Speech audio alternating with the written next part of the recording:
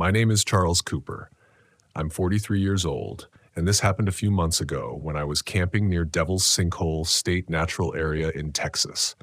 It was supposed to be a simple solo trip, a chance to rediscover my love for geology and shake off the lingering bitterness of my divorce. Instead, I encountered something that I can only describe as evil, and it changed the way I see the world and myself. I arrived at the park late in the afternoon after a long and tedious drive over rocky back roads. My RV's tires groaned as I forced it through trails that probably weren't meant for anything larger than an ATV. By the time I reached the edge of the sinkhole, I'd bent a rim and lost an hour to backtracking when I took a wrong turn. Still, the view was worth it. The sinkhole stretched wide and deep in the rocky landscape, its black maw gaping under the pale Texas sky. The guidebook said it was 400 feet deep, and as I stood at the edge, staring into the void, I could believe it. Hundreds of bats emerged from the darkness, their wings slicing through the evening air like whispers of another world. I set up camp close by, just outside the official boundaries of the protected area. The no trespassing signs didn't bother me much. I wasn't planning to do anything destructive. I just wanted a good vantage point for studying the rock formations and maybe capturing some drone footage. It was the perfect spot for inspiration, or so I thought. The first strange thing happened as I unpacked my gear. I'd brought a high-end drone to get detailed images of the sinkhole's interior, but it refused to power on. I charged it the night before, but now the battery was dead. When I swapped it for a spare, the drone buzzed to life, only to lose connection as soon as I tried to fly it over the sinkhole.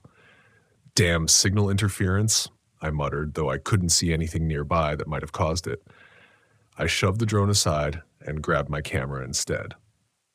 As I set up my tripod, the bats began to swarm out of the sinkhole in greater numbers. I froze, staring as their flight pattern shifted into something unnervingly deliberate. For a moment, they seemed to form the shape of a hand, claws extended, before scattering into the twilight. I laughed uneasily, shaking off the feeling. "Just my imagination," I said out loud, though the words rang hollow. That night, as I lay in my RV, the silence felt heavy, almost oppressive. I was used to the stillness of remote camping, but this was different. It was too quiet, as though the desert itself was holding its breath. Then the noises started. At first, it was just a faint groaning sound, like the wind rushing through the canyon, but as I listened, the groan turned into something deeper, almost like a voice. It was low and guttural, resonating from the direction of the sinkhole. "Charles!" I sat up straight, my heart pounding. The sound was faint but unmistakable. It was my name. I grabbed my flashlight and stepped outside, scanning the area. The beam of light cut through the darkness, revealing nothing but rocks and dry scrub. Still, the voice lingered in the back of my mind as though it had etched itself into my thoughts. I told myself it was just the wind, just my imagination, but I didn't sleep much that night. The next morning, I found something unusual near the edge of the sinkhole. Partially buried in the dirt was an old, weathered book. Its leather cover was cracked and faded, but the pages inside were intact, filled with strange symbols and passages in a language I couldn't recognize. It looked ancient, and as I flipped through it, I felt a strange unease settle over me. The symbols seemed to shift on the page, their shapes warping and twisting as though they were alive. I should have left it there. I should have walked away, but curiosity got the better of me. I brought the book back to the RV, intending to research it later. That evening, as the sun dipped below the horizon, the noises started again. This time, they were louder. "Charles?" The voice was clearer now, echoing from the direction of the sinkhole. It wasn't just a sound. It was a presence, heavy and malevolent. I stepped outside, clutching my flashlight, and froze. Near the edge of the sinkhole stood a figure. It was tall, impossibly tall, with horns that curved against the sky and eyes that glowed like embers. "Who's there?" I called, though my voice wavered. The figure didn't move. It just stood there, staring at me with those burning eyes. Then it raised one clawed hand and pointed to the book sitting on the RV's table. I backed away, my heart racing. The figure vanished as suddenly as it had appeared, leaving only the echo of its voice. Charles. The next few hours were a blur of panic and confusion. The voice grew louder, now coming from all around me. Shadows moved in the corners of my vision, too quick to catch but too real to ignore. The RV's lights flickered wildly, plunging me into darkness before flaring back to life. Desperate for answers, I grabbed the book and began flipping through its pages. The symbols seemed to pulse, their shapes growing sharper and more menacing. My hands trembled as I tried to make sense of the cryptic passages, but the language was unlike anything I'd ever seen. Then the shadows became solid. Figures emerged from the darkness, their forms twisting and flickering like flames. They surrounded the RV, their eyes glowing red, their mouths whispering my name over and over. Charles, Charles, Charles! I couldn't take it anymore. I grabbed the book and ran outside, the cold desert air biting at my skin. The figures closed in, their whispers growing into a deafening roar. What do you want? I screamed, clutching the book to my chest. The towering figure again, rising from the sinkhole like a shadow brought to life. Its voice boomed, shaking the ground beneath my feet. You disturbed my domain, it said, its words cutting through the chaos like a blade. You brought the book. You must pay the price. Its clawed hand reached for me and I stumbled back, my mind racing. Then I remembered something, a line from an old myth about curses and spirits. Burn the tether, and the curse will break. I didn't know if it would work, but I didn't have a choice. I grabbed my lighter, flicked it on, and held the flame to the book. The pages ignited, the fire spreading quickly as the symbols writhed and twisted in agony. The figures screamed, their forms dissolving into smoke as the book burned. The towering entity howled, its voice shaking the air before vanishing into the darkness. When it was over, I collapsed to the ground, trembling and gasping for breath. The desert was silent again. The oppressive weight lifted. I didn't wait for dawn. I packed up what I could and left the park, abandoning the RV when it refused to start. I don't know what I encountered at Devil's Sinkhole, but I'll never forget it. The images from that trip, the ones I managed to recover, show things I can't explain. Shadows that shouldn't be there, shapes that defy reason. I've shared my story with a few people, but most don't believe me. Maybe I don't want them to. Some truths are better left buried. I always figured if anything bad ever happened to me, it would be out on the open road, miles away from anyone who could help. Maybe that's why I started carrying a gun. I never wanted to feel helpless, not that I've had to use it before, but it's there, tucked under the seat of my rig, just in case. The highway was quieter than usual that night, and I was heading west, cutting through some remote stretch of Wyoming. The air was crisp, a bite of winter hanging on, even though it should have been warmer by now. I had a load of lumber bound for some construction site in Idaho. Nothing out of the ordinary. My mind was on the job, the kind of solitary thinking that comes when you're hours into a long haul. It wasn't until I hit the small, nearly forgotten town of Pine Ridge that things started to feel off. Not that there was much to the place. A single gas station, a diner that looked like it hadn't served a hot meal in years, and a couple of houses with their windows boarded up. I needed to refuel, so I pulled into the gas station, the only sign of life in the whole town. The pump was ancient, the kind where you have to flip the lever to start the gas flowing. As I filled up, I noticed the attendant inside the station, a wiry man with a weathered face. He was watching me, his eyes never leaving me. I gave him a nod, more out of habit than friendliness, but he didn't respond, just kept staring like he was sizing me up. It made my skin crawl, but I chalked it up to small-town suspicion. Strangers don't exactly roll through Pine Ridge every day. I paid for the gas and got back in the truck, eager to put some miles between me and that town. As I pulled out, I noticed an old, beat-up pickup truck parked on the side of the road. I hadn't seen it when I pulled in, but then again, I wasn't paying much attention. The thing looked like it hadn't run in years, rust eating away at the body and the tires flat against the pavement. An hour later, the road was deserted, just a ribbon of black cutting through the wilderness. That's when I saw the headlights in my mirror. At first, it was just a faint glow, but they got closer. Fast. Too fast. My heart picked up, and I checked my speed. Maybe I was going too slow, but no, I was doing the limit. The lights got brighter, and I could make out the outline of the vehicle behind me. It was that old pickup from Pine Ridge, the same rusted hulk that looked like it shouldn't even be on the road. I kept my eyes on the mirror, expecting the truck to pass me by, but it didn't. Instead, it rode my tail, the headlights nearly blinding me. I tapped the brakes, a warning, but the pickup didn't back off. If anything, it got closer. Something wasn't right. I sped up, trying to put some distance between us, but the pickup matched my speed, staying just a few feet behind me. The road ahead was nothing but darkness, and my mind raced with possibilities, none of them good.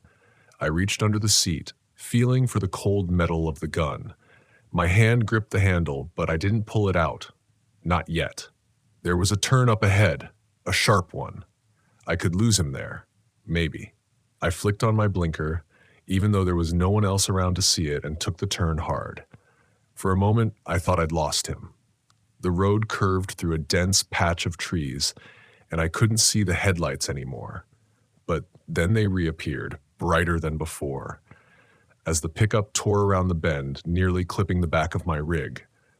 Panic set in, and I floored it, the engine roaring as I pushed the truck faster than I'd ever dared before.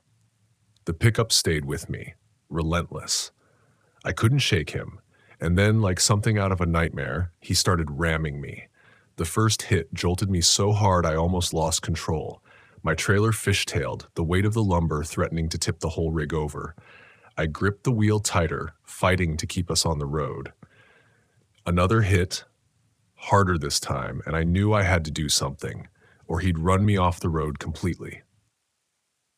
I glanced at the gun still under the seat, but the thought of using it while driving terrified me. Instead, I scanned the road ahead, looking for anything that might help. Up ahead, I saw a narrow dirt road branching off to the right. It wasn't on my map, and I had no idea where it led, but it was my only option.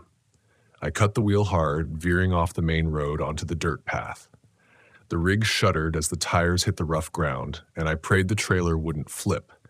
The pickup followed right on my tail, its headlights bouncing in the darkness.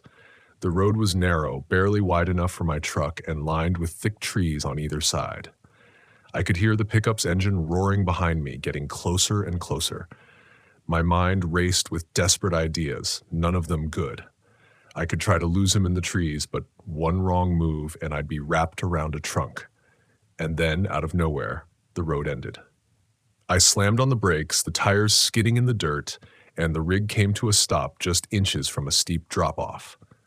The pickup didn't stop. It rammed into the back of my trailer with a sickening crunch, and I heard metal tearing as the trailer swayed dangerously over the edge. The impact threw me forward, and I fought to stay in control. I could feel the weight of the lumber shifting, the whole rig threatening to go over. I had seconds, maybe less. I didn't think. I yanked the gun out from under the seat, kicked open the door, and jumped out. I hit the ground hard, rolling to avoid the drop-off. The pickup's engine was still running, the headlights casting an eerie glow over the scene. I scrambled to my feet, the gun in my hand, and turned to face the pickup. The driver's door opened, and a man stepped out. He was tall, broad-shouldered, and covered in grease and grime, his clothes tattered, hanging off him like they'd been through hell. He didn't say a word, just started walking toward me, his steps slow and deliberate. I leveled the gun at him, my hands shaking. "Stay back!" I shouted, but he kept coming. Closer now, I could see his face. It was twisted, scarred, like he'd been in 100 fights and lost every one of them. His eyes were cold, empty, like there was nothing human left inside him. He didn't stop. I pulled the trigger. The gunshot echoed through the trees, and the man staggered but didn't go down. He looked at me, more surprised than hurt, and then kept coming. I fired again, and this time he dropped to one knee, blood seeping through his shirt. But he wasn't dead. He reached into his pocket, pulling out a knife, and lunged at me. I fired a third time, hitting him square in the chest. He crumpled to the ground, finally still. I stood there gasping for breath, the gun still in my hand. The night was silent now, the only sound my own ragged breathing. I walked over to the pickup, looking for any sign of why he'd chased me, but there was nothing. The cab was empty. No ID, no belongings, just a truck that shouldn't have been running. I looked back at the man, his body lying lifeless on the ground. There was no question he was dead. I had the gun, the spent shells, and his blood on my hands. This wasn't something I could just drive away from. But as I stood there, I realized something else. The rig was teetering on the edge, the weight of the lumber pulling it closer to the drop-off. I ran back to it, climbed inside, and slowly, carefully backed it away from the edge. Once I was clear, I drove back to the main road, my heart still pounding. I didn't stop until I reached the next town, where I found a diner that was still open. I sat in a booth, the gun hidden in my jacket, and ordered a coffee. The waitress gave me a strange look but didn't say anything. I didn't tell anyone about what happened, not even the cops. When they eventually found the man's body a few days later, the newspapers called it a tragic accident. An unidentified man found dead in the woods. They never connected it to me, and I never offered up any information. I finished my coffee, paid the bill, and got back on the road. The sun was starting to rise, and I had miles to go before my next stop. As I drove, I tried not to think about the man or why he'd come after me. It didn't matter now. He was dead, and I was still alive. That was enough. In the line of work I've chosen, I've had my fair share of encounters. As a small-town cop, there's no shortage of odd calls and minor incidents that could keep someone amused or curious for a while. My name is Mark Davis, and I've been working as a sheriff's deputy here in Ransomville, Wyoming for about 8 years now.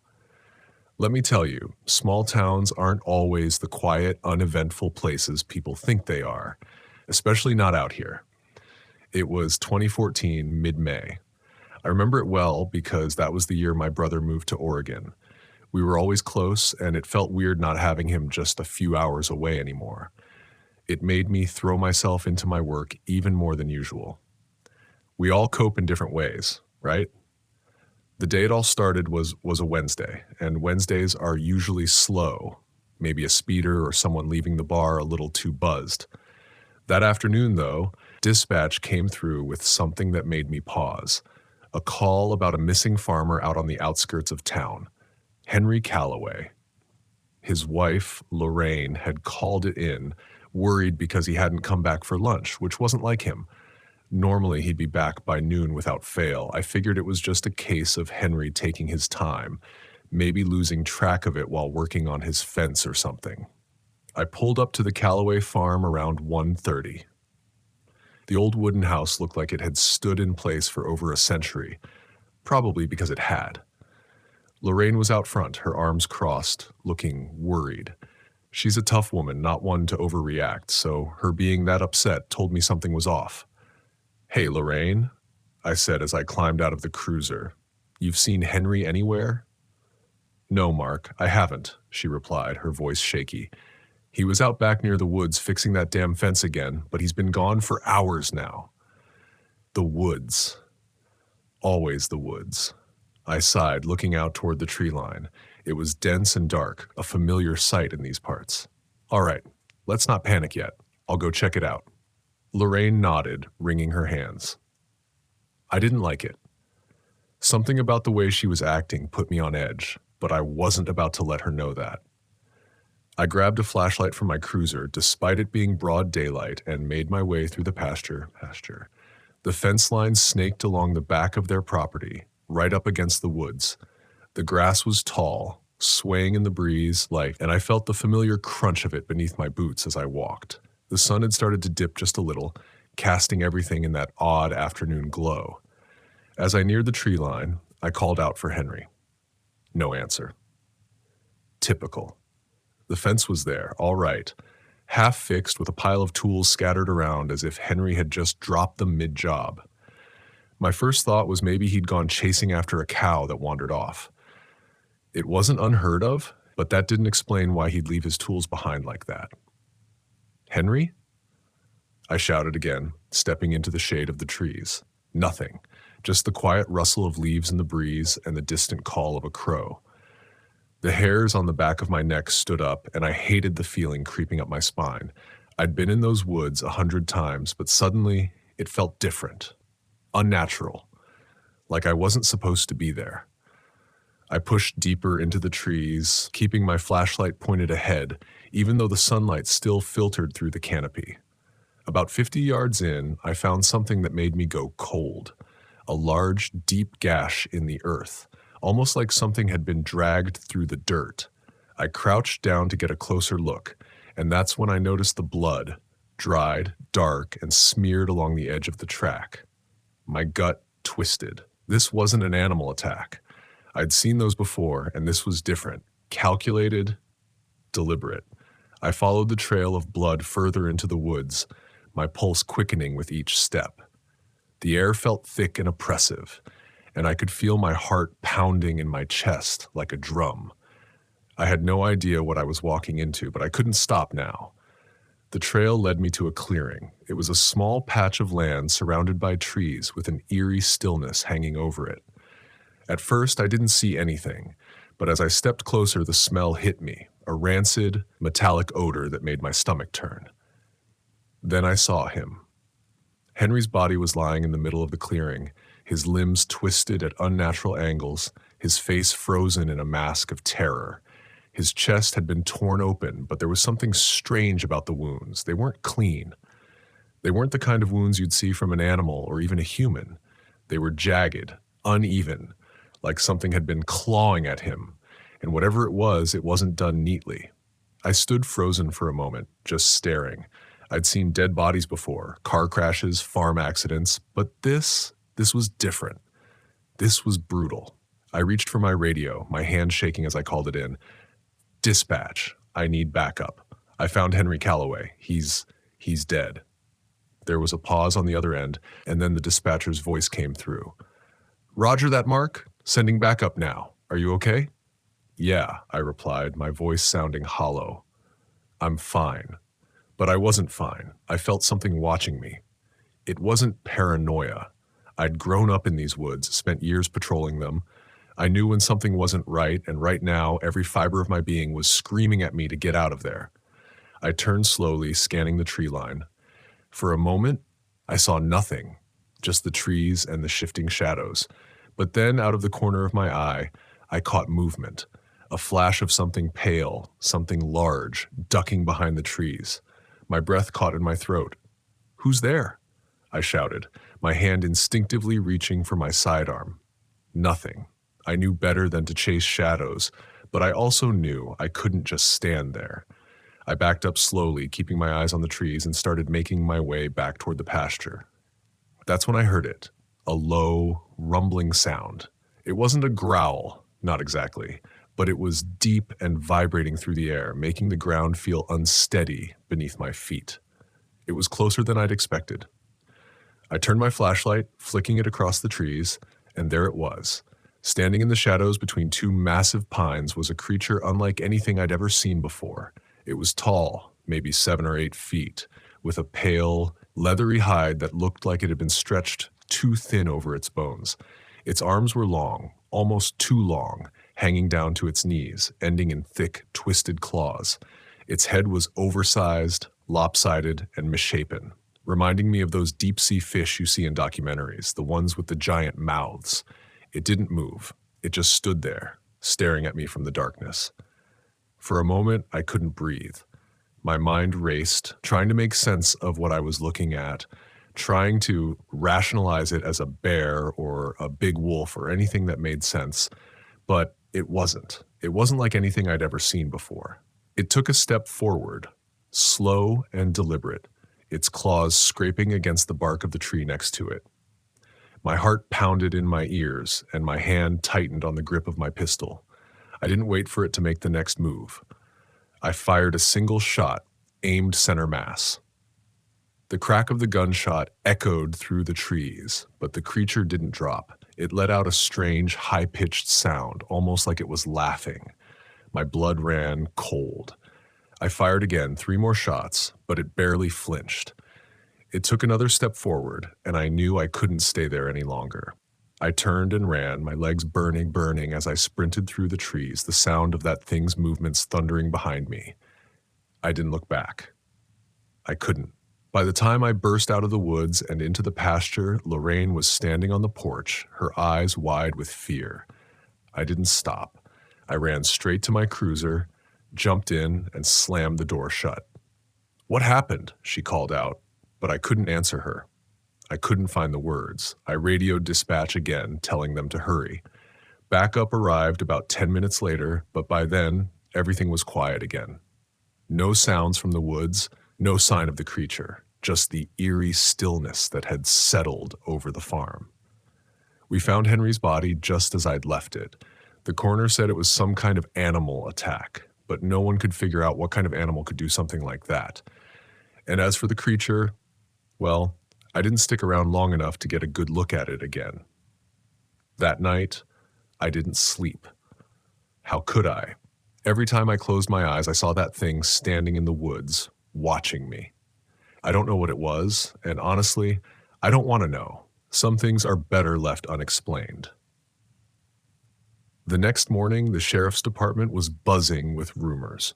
Word spreads fast in small towns, and Ransomville was no different. The official report called it an unidentified animal attack, but everyone could tell from the way I avoided talking about it that something more had happened. There was a look people gave me, half curious, half scared, like they wanted to ask me what really went down out there but didn't want to hear the answer. The coroner, Dr. Clyde Jenkins, pulled me aside later that afternoon.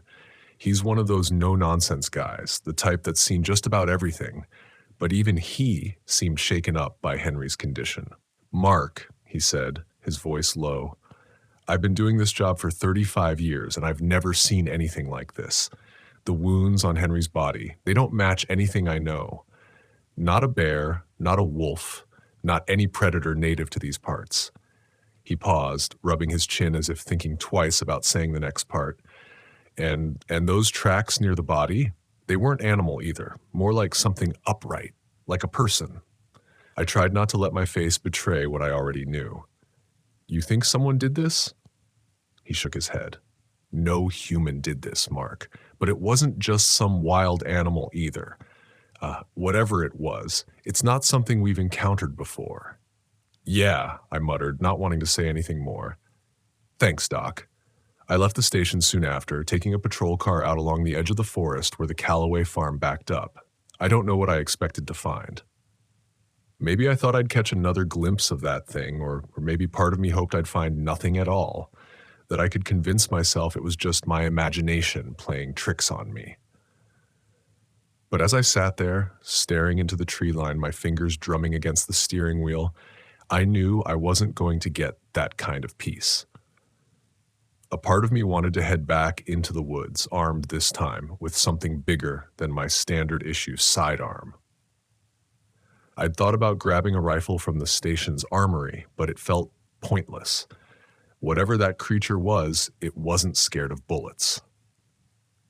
As the days passed, the official investigation into Henry's death wrapped up, but the town didn't forget. People talked about the unusual circumstances behind the attack, and some even claimed to have heard strange noises at night, noises they'd never heard before. A few folks even reported livestock going missing, but I didn't follow up on those calls. I couldn't, not after what I'd seen. It was about a week later when Lorraine Callaway came into the station. I was working the late shift, the kind of shift where the minutes crawl by and you start thinking about every bad decision you've ever made. Lorraine looked tired, like she hadn't slept in days. Her eyes were red, her hair disheveled, and she had this haunted look about her. "Mark," she said, her voice barely above a whisper, "I need to show you something."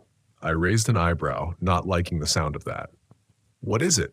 "It's out by the barn," she replied. It came back.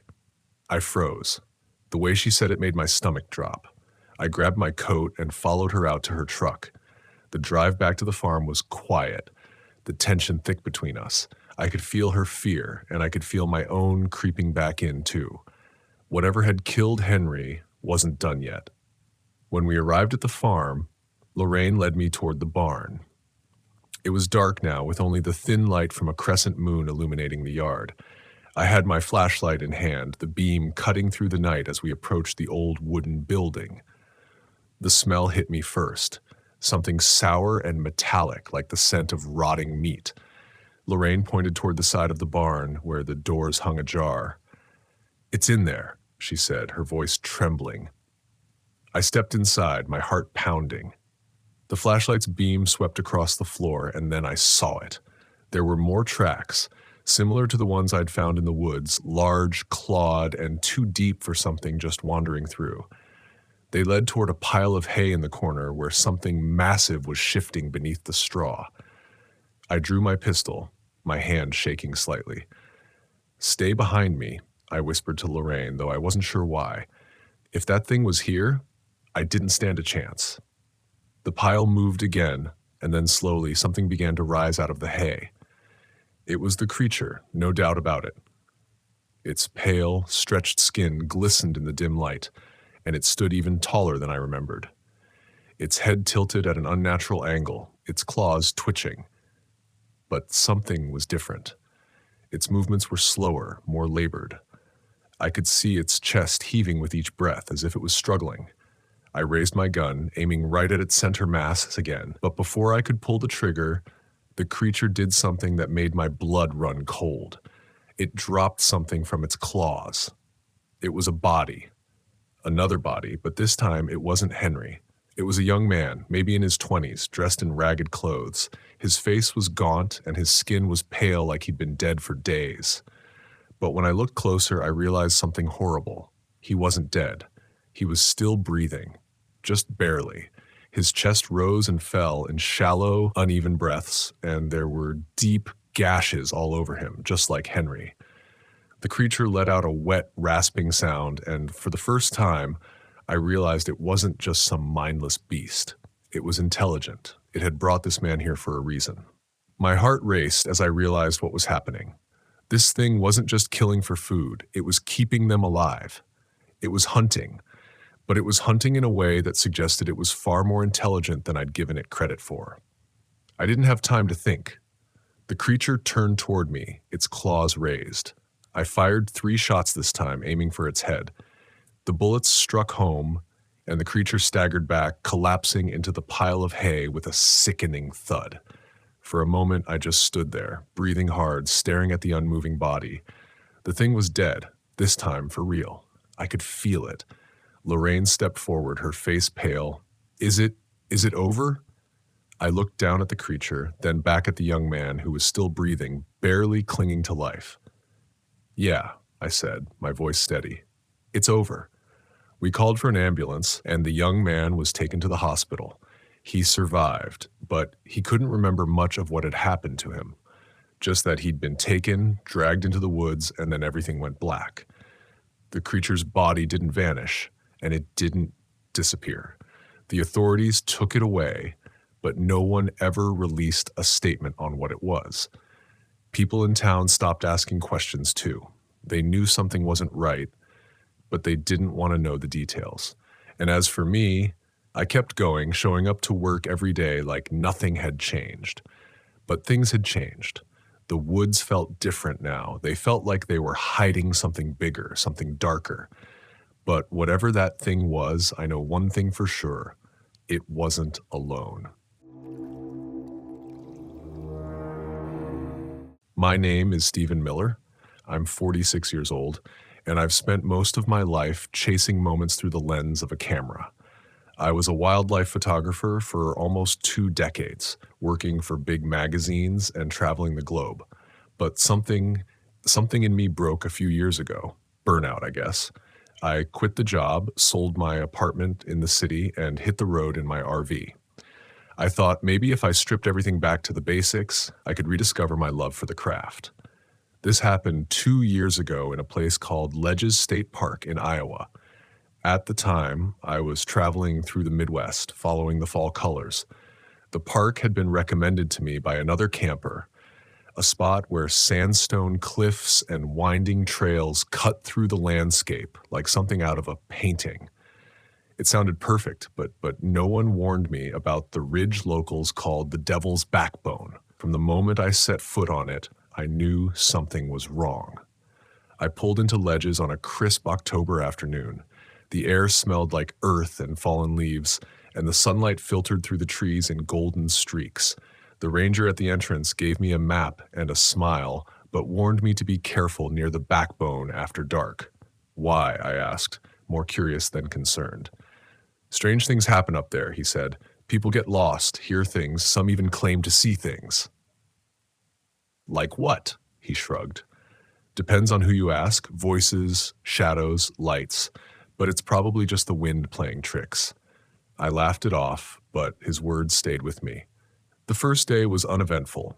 I spent the afternoon photographing the sandstone cliffs and the river winding through the park. That evening, I parked my RV at a quiet spot near the edge of the campground, made dinner, and fell asleep early. The next morning, I set out for the Devil's Backbone. The trail leading up to the ridge was steep, cutting through thick woods before opening onto a rocky outcrop. The view was stunning. Trees stretched out in every direction, their leaves a kaleidoscope of orange and red. As I set up my tripod, I heard a voice behind me. "You want to be careful up here." I turned to see a young woman standing a few feet away. Her curly brown hair was pulled back under a knit hat. She had a backpack slung over one shoulder and a faint smile that didn't quite reach her eyes. "I'm Na," she said, holding out a hand. "Steven." I shook it. "Why is everyone so worried about this place?" She shrugged. "Depends on who you ask. My grandfather used to say it was cursed. He disappeared up here when I was a kid.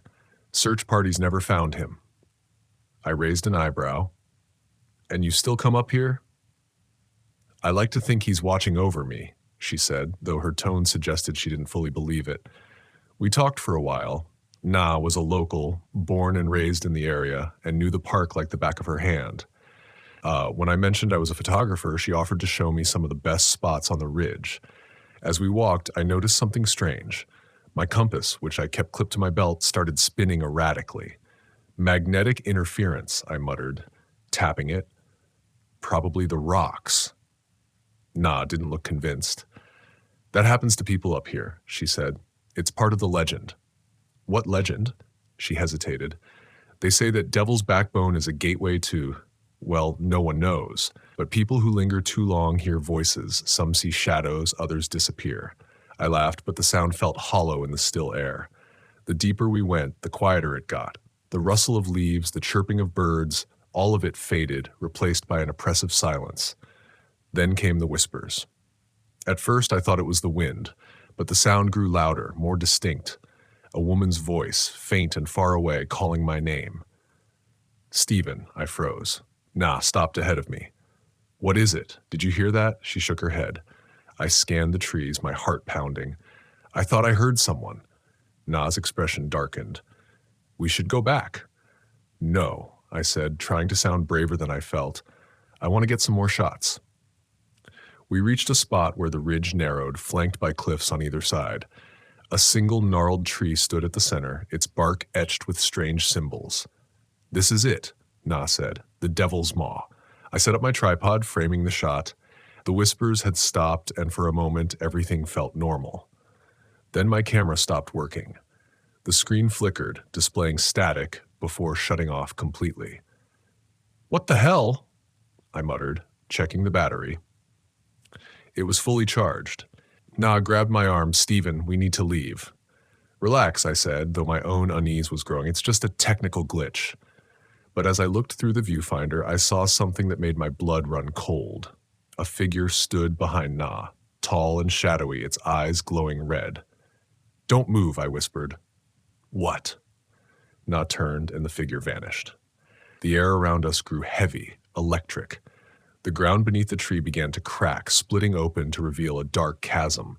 From its depths came a sound, low, guttural, like a growl mixed with the creak of ancient wood. The whispers returned, louder now, echoing around us. "Stephen," the voice called again, but this time it wasn't faint, it was clear, deliberate, and coming from the chasm.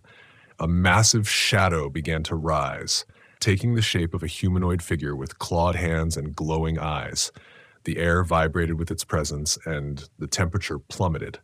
Na clutched her pack, pulling out a bundle of sage and a lighter. "Don't look at it," she said, her voice trembling. "It feeds on fear." "What is it?" I asked, unable to tear my eyes away. "Something that shouldn't exist." The entity loomed over us, its presence suffocating. Na lit the sage, the smoke curling upward in pale tendrils. She began muttering something under her breath, a prayer, maybe, or a chant. The creature recoiled, but its glowing eyes remained fixed on me. "You can't fight it," Na said. "We have to go now." We ran. The ground shifted beneath our feet as the ridge continued to crack and crumble. The whispers grew deafening, the entity's guttural growls reverberating through the trees. When we finally reached the main trail, the noise stopped. The air felt lighter. The whispers were gone. Back at the campground, I reviewed the photos I'd taken. Most were normal, but the ones from the ridge were distorted. Shadows stretched unnaturally, and a faint red glow filled the frame. "I told you," Na said, watching over my shoulder. I nodded, shaken but grateful to be alive. The next morning, I left Ledges State Park, vowing never to return. But as I drove away, I glanced in the rearview mirror and saw it, a pair of glowing red eyes watching me from the trees. The Devil's Maw wasn't done with me. People think living on the road in an RV is freedom, and maybe it is for the right kind of person. For me, it was less about freedom and more about necessity. My marriage had imploded 6 months ago, leaving me with a pile of bills and a suffocating apartment I could barely afford. So I sold what I could, bought an old RV off Craigslist, and decided to hit the road. I wasn't looking for adventure. I was looking for peace, somewhere I could just be. That's how I ended up in Lost Creek Wilderness in Colorado, a place that felt as isolated as I wanted to be. I'd read about it online. Miles of granite formations, dense forests, and a winding creek that lived up to its name by disappearing underground, only to reappear miles later. It sounded perfect. I parked my RV in a clearing near the creek. There were no other campers around, not a tent, not a car, just me in the wilderness. The silence was almost too much at first. No hum of traffic, no distant sounds of people, just the wind and the occasional rustle of leaves. I spent my first day hiking and fishing. The trail was rugged but beautiful, and the trout in the creek were practically jumping into my hands. As I cooked one over my campfire that evening, I finally felt a flicker of what I'd been chasing. Contentment, the kind that comes when you're far enough from everything to forget your troubles. But that night, I noticed the silence again. It was different now, oppressive, the kind that presses on your chest and makes every little noise stand out. My RV creaked in the cold mountain air, the sound loud enough to make me flinch. I told myself it was nothing, just the natural sounds of the forest, but then came the footsteps. I sat bolt upright in bed, holding my breath. They were slow, deliberate, circling the RV. A bear, I thought, or maybe a deer, but they sounded too heavy for that, too purposeful. I grabbed the flashlight from beside my bed and peered out the window. Nothing.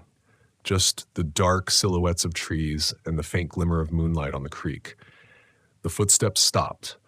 The silence returned, but it was worse now, charged like the air before a storm.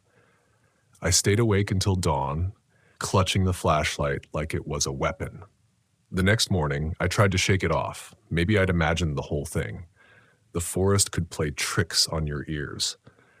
Still, as I stepped outside, something felt off. My hiking boots, which I'd left neatly by the RV door, were gone. I searched the clearing, my frustration growing. I finally found them downstream, soaked in muddy, wedged between two rocks. I hadn't been near the creek since the day before, and even if I had, why would I throw my boots in the water? I tried to laugh it off, convincing myself it was my own stupidity, but the unease stayed with me. Later, while hiking a different trail, I came across something stranger. Carvings on the rocks near the creek, deep, jagged lines that formed symbols I didn't recognize. They didn't look natural, but they weren't clean enough to be man-made either. They gave me the same tight-chested feeling I'd had the night before, like I wasn't supposed to be there. The electrical problems started that evening. The RV's lights flickered as I cooked dinner, and the heater sputtered before going dead completely. I wasn't too worried. I was a mechanic by trade and could usually patch things up. But as I worked on the wiring, I couldn't shake the feeling that I was being watched. I kept glancing over my shoulder, but there was nothing there, just the woods, dark and endless. I told myself to get a grip, but the feeling didn't go away. When I stepped outside to grab a tool from the storage compartment, I saw something that stopped me cold. A trail of stones led from the RV to the creek, perfectly spaced, almost deliberate. I hadn't put them there. That night, the footsteps came back, louder this time, and accompanied by something else, a scraping sound like nails on metal. My heart pounded as I grabbed the flashlight and opened the RV door. The beam of light swept across the clearing, catching only trees and shadows. But then, just at the edge of the woods, I saw it. A figure. It stood motionless, half hidden behind a tree. Its limbs were too long, its shape all wrong, and its eyes, God, its eyes glowed faintly in the dark, reflecting the light like an animal's. My throat went dry as it stepped forward, just enough for me to see the unnatural way it moved, like it didn't fully understand how to walk. I slammed the door and locked it, my hands shaking. The footsteps stopped. The silence returned, but it wasn't comforting. It felt like the forest itself was holding in its breath. The next morning, I found claw marks on the RV door, deep, jagged gouges that hadn't been there the day before. My first instinct was to leave, to pack up and drive until I reached the nearest town. But when I tried to start the RV, the engine wouldn't turn over. The battery was dead, drained completely overnight. Panic began to creep in, but I forced it down. I could fix this. I'd fixed worse. I spent the day trying to jumpstart the engine with a makeshift generator I'd rigged up, but the feeling of being watched never left me. Every time I glanced toward the trees, I half expected to see the figure again. That afternoon, I found an old journal tucked into a crevice near the creek. The leather cover was worn, the pages yellowed with age. Inside were handwritten entries from someone who had camped here before me. The first few pages were normal, notes about the weather, the scenery, but the tone shifted quickly. There's something in the woods. It doesn't want me here. I see it at night, watching from the trees. The entries grew more frantic, the handwriting messier. The last one sent a chill through me. It's in the clearing. I can't leave. If you find this, go. Leave while you still can. That night, the thing came closer. I was sitting by the fire, knife in hand, when I saw it again. This time it didn't stay at the edge of the trees. It stepped into the clearing, its movement slow and deliberate. The firelight illuminated its form, a twisted skeletal figure with impossibly long arms and legs. Its skin was pale and stretched tight over its bones, and its face, it didn't have a face, just smooth, featureless skin and those terrible glowing eyes. I stood frozen, every instinct screaming at me to run. But where would I go? The RV wouldn't start, and the nearest road was miles away. The thing moved closer, its limbs jerking unnaturally as if pulled by invisible strings. I did the only thing I could think of. I grabbed a dry branch from the fire and swung it, the flames flaring as they caught the air. The creature hissed a guttural, inhuman sound and backed away, retreating into the shadows. I didn't sleep that night. At dawn, I made one last attempt to jumpstart the RV.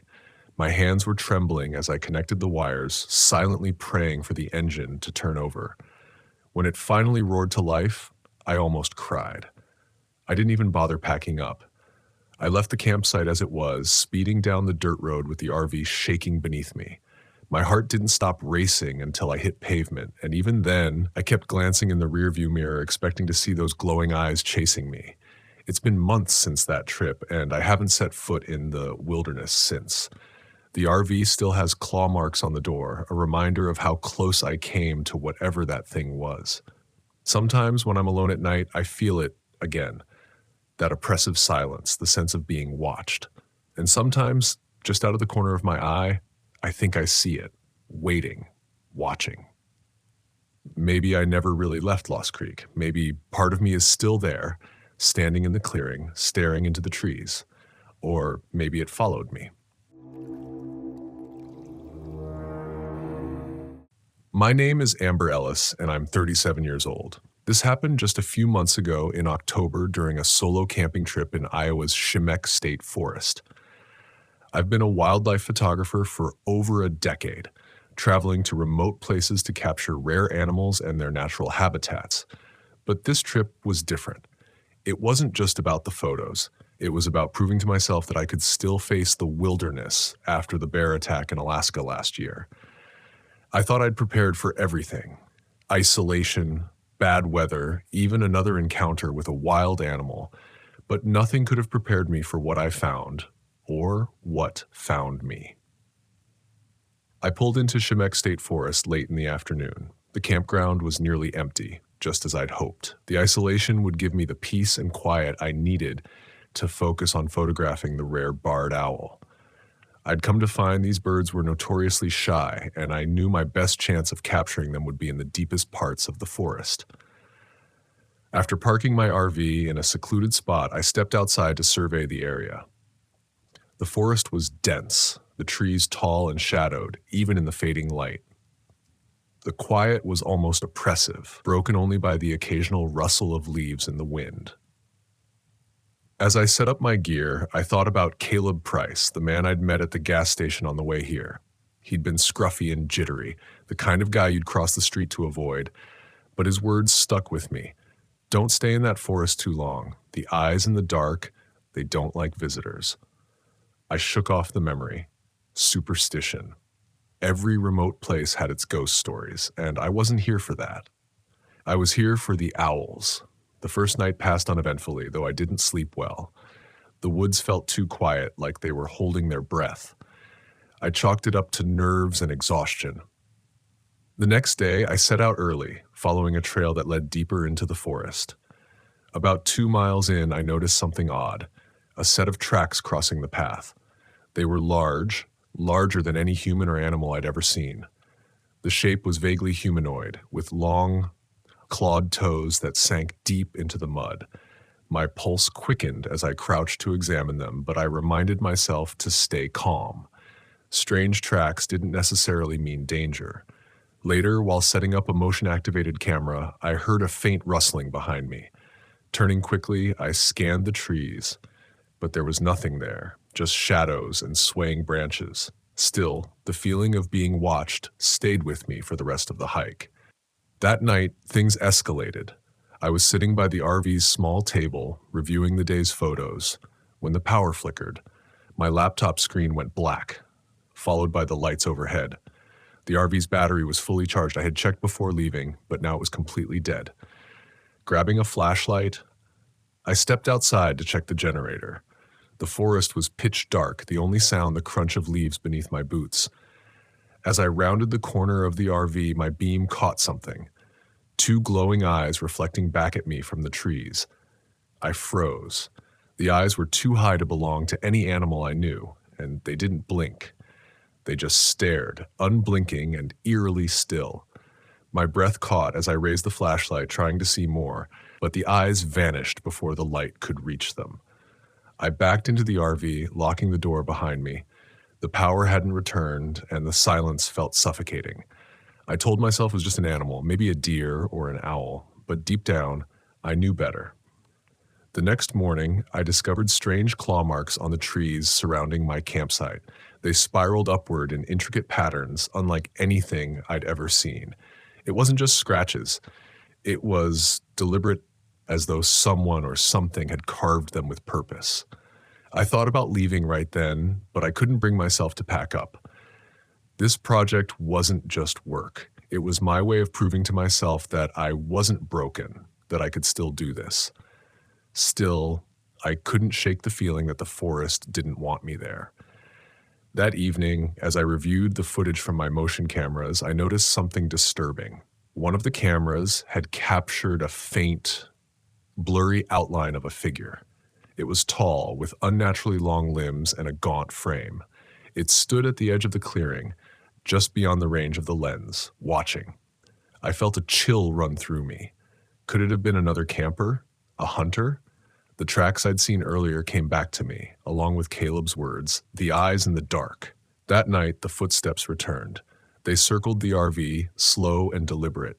At one point, I heard breathing, low, guttural, and close. I stayed inside, clutching my camera like a talisman, but the sense of being watched was overwhelming. By the fourth night, I knew I couldn't stay any longer. I decided to set up one last camera in a clearing near the trail, hoping to capture something, anything, that could explain what was happening. As I waited in the darkness, flashlight in hand, the forest grew eerily still. No wind, no rustling leaves, no distant calls of wildlife. Just silence. Then I saw it. The creature stepped into the clearing, its gaunt frame illuminated by the faint moonlight. It was taller than any human, with elongated limbs that moved unnaturally, almost insect-like. Its face was pale and featureless, save for the glowing eyes that burned into mine. I couldn't move, couldn't breathe. The silent watcher, as I would later come to think of it, stood there for what felt like an eternity, tilting its head as though studying me. My hands trembled as I raised my camera, the flash exploding in the dark. The creature recoiled, vanishing into the trees with unnatural speed. I sat there frozen until the first light of dawn broke through the trees. Back at the RV, I reviewed the photos. Most were blurry, but one was clear enough to show the creature's gaunt form and glowing eyes. I stared at it for hours, torn between relief and terror. I packed up and left Shemek that morning, swearing never to return. The photo remains locked away on my hard drive, a haunting reminder of what I saw. I've never shown it to anyone. Some things are better left in the dark. I don't know what the silent watcher was or why it let me go, but I do know this. The forest belongs to it, and I was trespassing. If you ever find yourself in Shemek State Forest, remember this. Sometimes the eyes in the dark aren't just your imagination.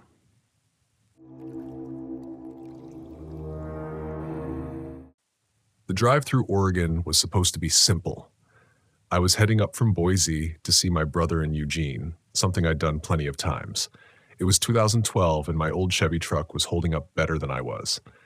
After working long shifts at the warehouse, I had taken the trip to clear my head and catch up with family.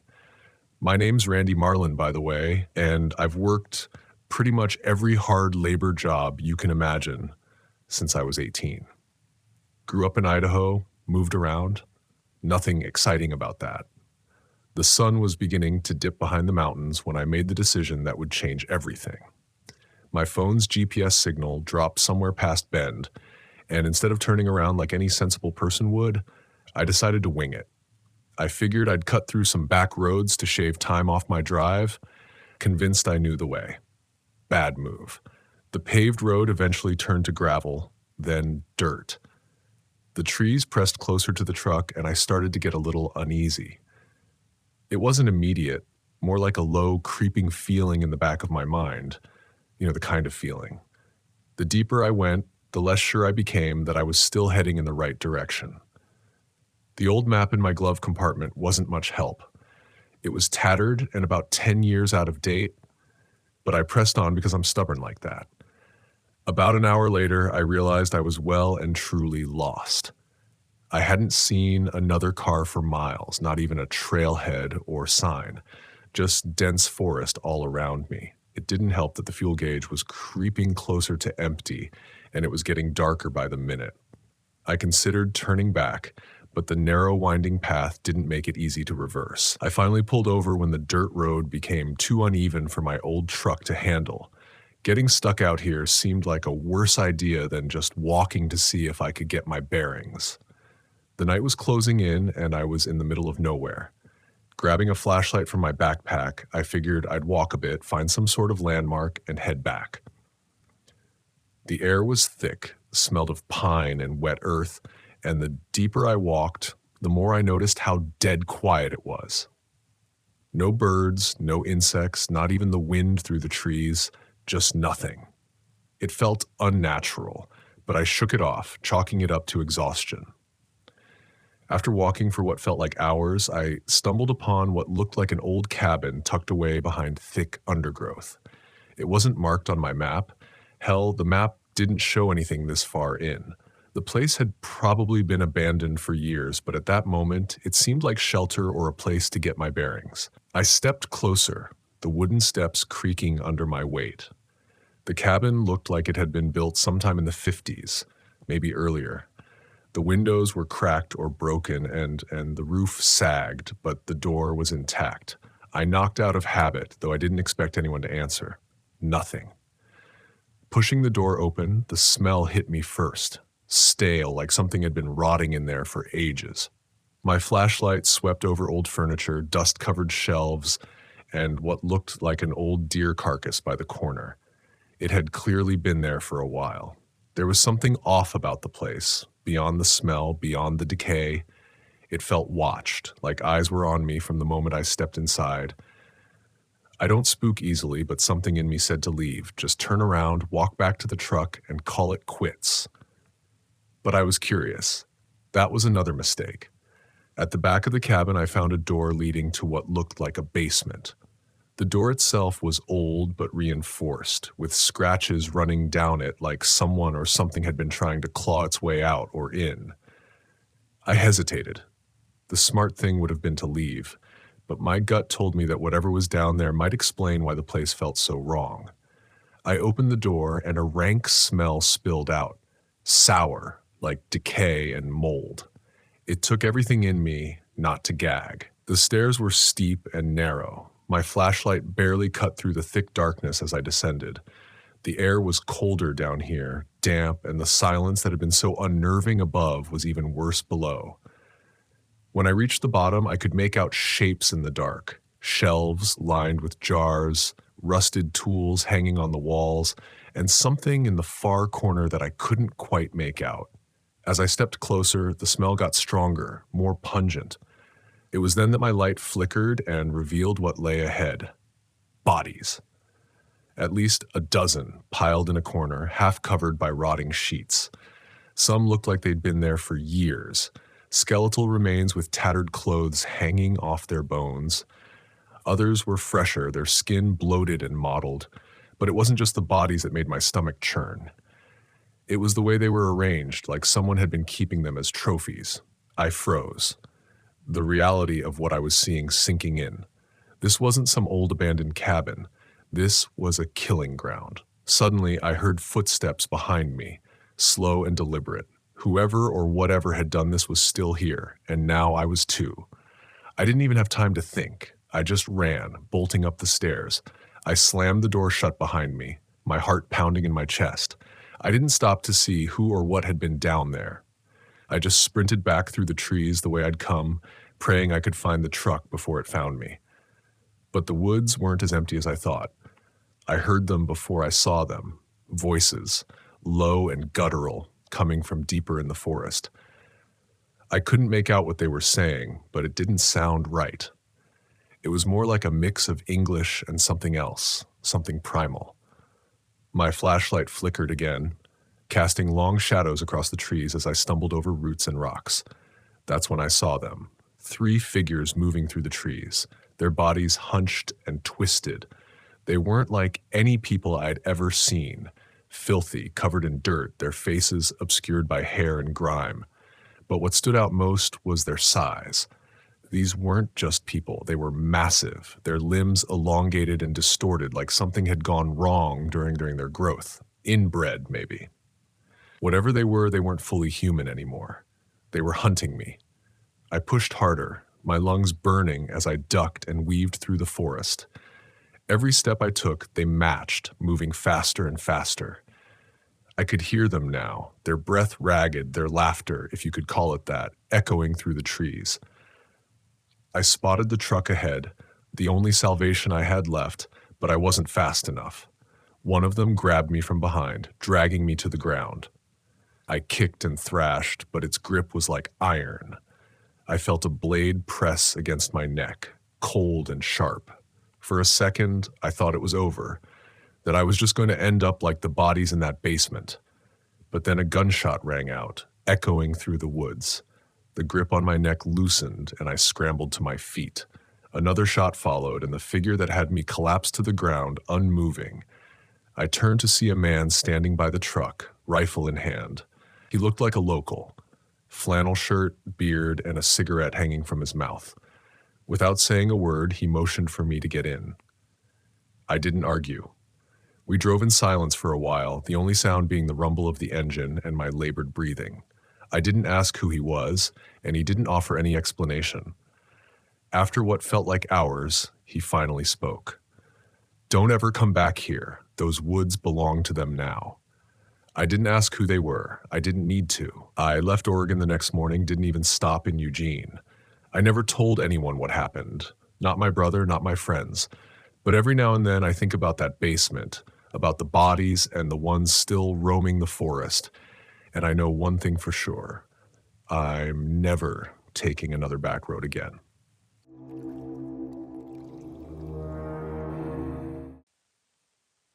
My name is Paul Miller.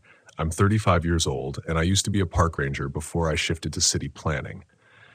I've always been the type to keep a level head under pressure, but that weekend in Ocala National Forest changed the way I see the world and myself forever. It's hard to explain what we encountered without sounding insane, but I'll do my best. This happened in April 2014. My girlfriend Emma, two friends, Tyler and Kelly, and I decided to take an RV trip into the heart of Ocala. Emma, 30, has always been an avid nature enthusiast, and she had been itching to show us Alexander Springs, where the water is crystal clear and the trails promise adventure. Tyler, 28, my childhood friend, and Kelly, his girlfriend, were tagging along mostly because they loved camping, though Kelly was more into the safety of RV life than the rugged outdoors. Looking back, I wish I had trusted Kelly's unease from the start. We arrived at our campsite around mid-afternoon on a Friday, excited to leave behind the noise of the city. The RV, which I'd borrowed from my brother, was parked in a clearing surrounded by towering pines. The air smelled fresh, the kind of scent you can only get deep in the woods. We unpacked quickly, tents for Tyler and Kelly, while Emma and I would use the RV. "See? Perfect," Tyler said, slapping me on the back. "We needed this, man. Get the old crew together." Emma was already wandering the edge of the woods with her camera. "The biodiversity here is incredible," she called back, her voice tinged with excitement. "It's so quiet, though." It was quiet, eerily so. Usually you'd hear birds chirping, insects buzzing something. Instead, the forest felt like it was holding its breath. I chalked it up to being farther out than usual. That first night was uneventful. We built a fire, roasted marshmallows, and told the same dumb stories Tyler and I had been recycling since we were teenagers. Kelly, however, seemed uncomfortable. She kept glancing over her shoulder and leaning closer to Tyler. "What's up?" I asked her. "Nothing," she muttered. It's so dark out here." "It's the woods, Kel," Tyler said with a grin. "It's supposed to be dark." We laughed it off and went to bed. I didn't know it then, but the forest had already started watching us. The next morning, Emma convinced us to hike a nearby trail she was thrilled to explore, and I figured it'd be good to stretch our legs. Kelly was reluctant but joined anyway. We hadn't gone far when Emma froze. She pointed at the ground, a single footprint, barefoot and large. But it wasn't just big. The toes were elongated, tipped with what looked like claw marks. "Bear?" Tyler guessed. "No," Emma said, crouching. "Bears don't leave prints like this." Kelly took a step back. "Let's just go back. This feels wrong." "Relax," Tyler said, brushing it off. "It's probably some weird hiker. People are strange out here." Emma shot me a glance, her brows knitted. I nodded for her to keep walking. The hike became more unsettling the farther we went. The quieter the woods got, the occasional snapping of twigs sounding deliberate, like something was following us. Kelly kept muttering that she wanted to turn around, and even Tyler's usual cockiness began to falter. I couldn't shake the feeling that we weren't alone. By the time we got back to camp, everyone was tense. We decided to stick close to the RV for the evening. As I gathered firewood near the edge of the clearing, I heard Emma calling my name. "James!" It was distant, coming from deeper in the woods. I frowned. Emma had been by the fire a minute ago. James, come here! The voice was louder now, insistent. My gut told me something was off, but curiosity won out. I stepped into the tree line. Emma, I called. The voice stopped. I turned back toward camp and nearly collided with Emma herself. Where were you going? She asked, breathless. I heard you, I said, shaken. You were calling me. Her face went pale. I didn't say anything. That night, things got worse. Around midnight, I woke to the sound of movement outside the RV, slow, deliberate footsteps crunching the pine needles. I nudged Emma awake and whispered for her to stay quiet. Peering through the curtain, I spotted a figure near the fire pit. It was humanoid, but wrong. Its limbs were too long, and its posture was bent as though it had been broken and pieced back together. I grabbed a flashlight and stepped out, heart hammering. Who's there? I barked. The figure turned to look at me, and I swear it smiled. Not a friendly smile, but a wide, unnatural grin that made my stomach churn. Before I could react, it darted into the woods with an animalistic speed, leaving no trace. The next morning, we found deep claw marks on the side of the RV and the smoldering remains of our firewood scattered around. Tyler laughed nervously. Okay, so someone's messing with us. Someone? Emma shot back. You think a person did that? It's probably a prank, Tyler insisted. Locals messing with tourists. Kelly wasn't convinced. This isn't normal, Tyler. That thing last night wasn't human. Emma spoke up. There's a Navajo legend about skinwalkers, shapeshifters that take the form of animals or people to deceive you. They can mimic voices, even faces. This isn't the Southwest, Tyler scoffed. That's a desert legend. Legends travel, Emma snapped, and whatever it is, it's here. The argument spiraled until I stepped in. Enough, we're leaving. Pack up and let's go. As we scrambled to break camp, the forest closed in. The silence was oppressive, broken only by the occasional crack of branches far too close for comfort. Kelly stayed by the RV, clutching her arms as if shielding herself from something unseen. Then we heard it. Tyler's voice calling from the woods. Guys, I found something. Come check it out. We froze. Tyler was right next to me, his face draining of color. Stay here, I said, grabbing a flashlight and stepping into the trees. Tyler followed, despite my protests. The deeper we went, the darker it became. Then we saw it, a figure standing between the pines, its back to us. It looked just like Tyler. Hey, I shouted. The figure turned. Its face, a twisted, grotesque mockery of Tyler's features. Its eyes were too large, its mouth stretched too wide. Before we could react, it let out a guttural, inhuman screech and charged. We bolted back to camp, adrenaline pumping. We're leaving now, I shouted. Everyone piled into the RV as I started the engine. The tires spun in the loose dirt before catching, and we sped down the forest road. But the thing didn't stop. It ran alongside us, its limbs moving in unnatural jerks. Its mouth formed words that weren't quite right. James, it mimicked, its voice distorted. Don't leave. Emma screamed as it slammed against the side of the RV, claws screeching against the metal. Tyler grabbed a hatchet from the supplies and swung wildly at the window, shattering the glass and forcing the creature to fall back. We didn't stop until we reached a ranger station at the edge of the forest, shaking and covered in scratches from the shattered glass. The ranger took one look at us. Around Alexander Springs? He asked. We nodded. He sighed. You're lucky you made it out. We never talked about that trip again. Tyler and I drifted apart after that, and Kelly refused to camp ever again. Emma became obsessed with the legends, trying to make sense of what we'd seen. As for me, I haven't set foot in the woods since. Some places are wild, not because of the animals or terrain, but because something else lives there. Something that watches, waits, and hungers.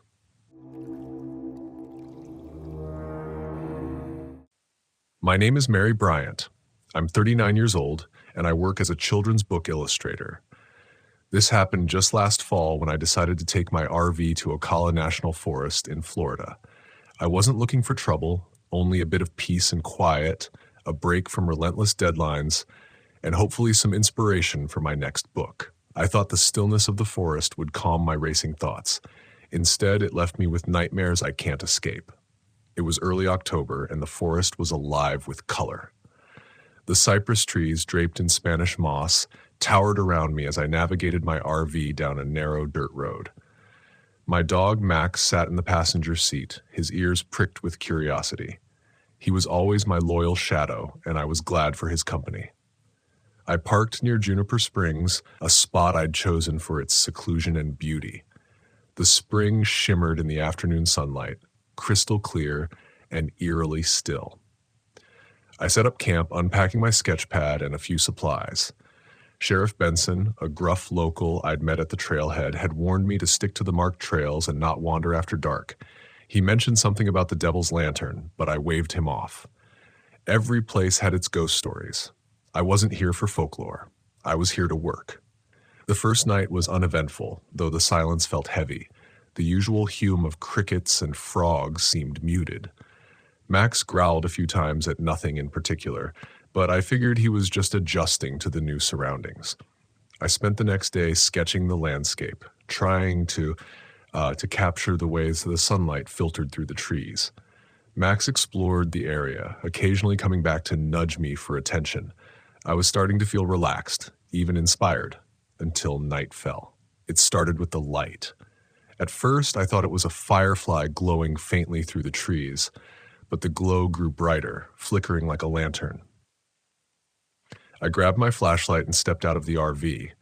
Max followed, his hackles raised. The light hovered just beyond the edge of the campsite, swaying slightly as if someone were carrying it. "Hello?" I called out, shining my flashlight toward it. No response. The light retreated, bobbing deeper into the woods. Against my better judgment, I took a few steps closer. "Is someone there? Do you need help?" Max barked sharply, snapping me out of my daze. I realized my feet were inches from the trail's edge, and the lantern was much farther away than I'd thought. It wasn't waiting for me, it was leading me. I backed away, pulling Max inside the RV and locking the door. The light flickered one last time before vanishing. I told myself it was a trick of the light or maybe a prank by some local kids, but I couldn't shake the uneasy feeling it left behind. I spent the morning sketching, but my hand felt unsteady. I kept glancing at the tree line, half expecting to see the lantern again. When I finally looked down at my sketch pad, I froze. I hadn't been drawing the spring or the trees. I'd been drawing her. A woman, faint and glowing, stood at the edge of my page. Her face was obscured, but her outline was unmistakable. I hadn't drawn her intentionally. My hand had moved on its own. Max growled low in his throat, pulling me from my thoughts.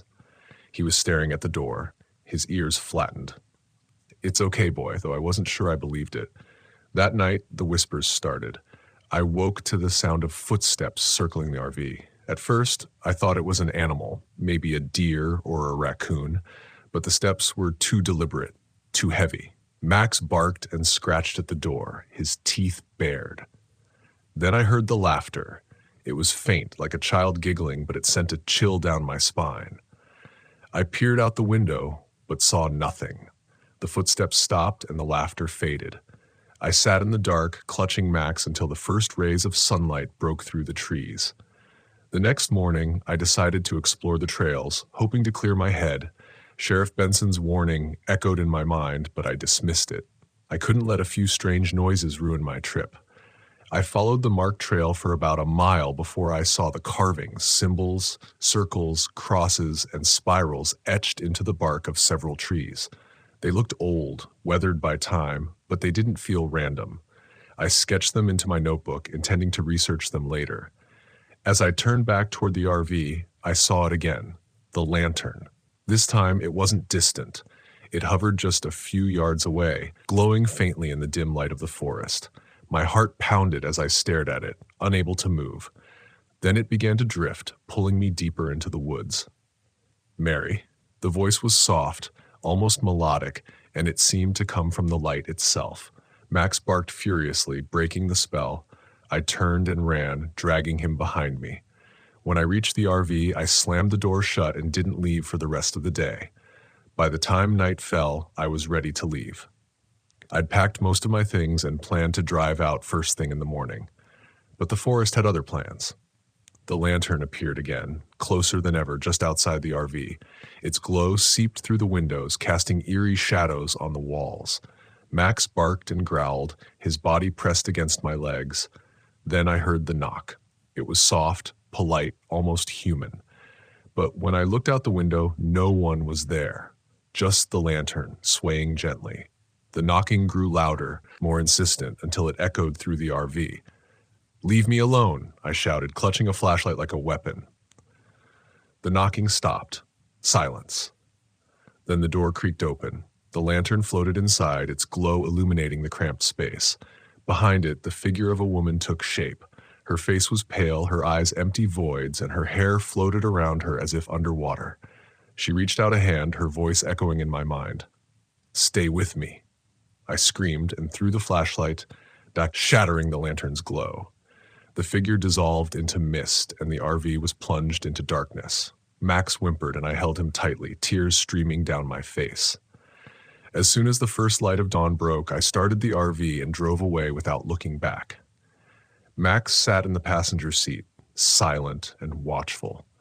My hands trembled on the wheel, but I didn't stop until I was miles from the forest. A week later, I found the sketches I'd made during the trip. The glowing woman was in every one of them, standing among the trees, watching me. I burned them all. I haven't been back to the woods since.